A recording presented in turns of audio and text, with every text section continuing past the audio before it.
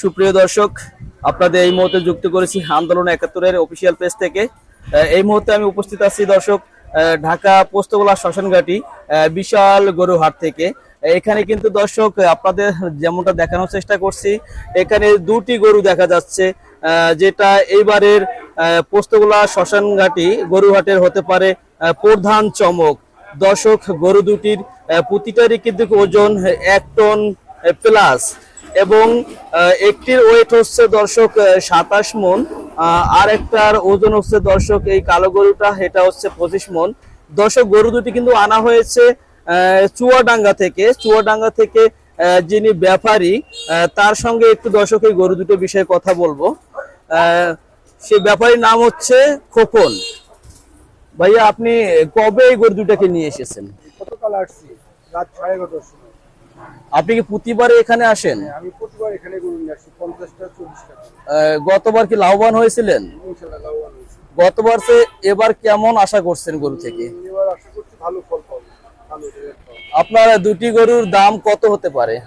একটা গরুর দাম দিয়েছি 30 লাখ। দুটি গরুর দাম 30 লাখ।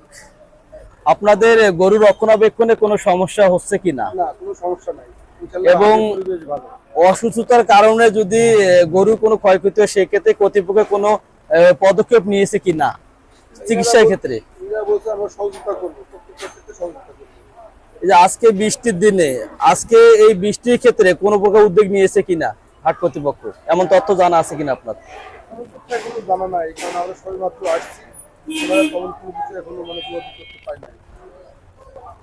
দর্শক, এই মুহূর্তে কথা বললাম কিন্তু সেই চুয়াডাঙ্গা থেকে আগত খোকন সাহেব, আমাদের যে গরুর ব্যাপারী, উনি কিন্তু বলেছেন যে এখানে প্রতি বছরে উনি গরু নিয়ে আসেন এবং এবারও কিন্তু ওনার 50 থেকে 55টি গরু এখানে নিয়ে আসা হবে। দর্শক, এই ভারী মৌসুমে বর্ষার ভারী বর্ষণে কিন্তু এই গরু হাটের আশেপাশগুলো কাদাযুক্ত এবং প্যাকযুক্ত হয়ে গেছে। দর্শক, এখানে দেখাচ্ছি যে গরুর হাটের যিনি ম্যানেজার, তাকে দেখাচ্ছি আমি।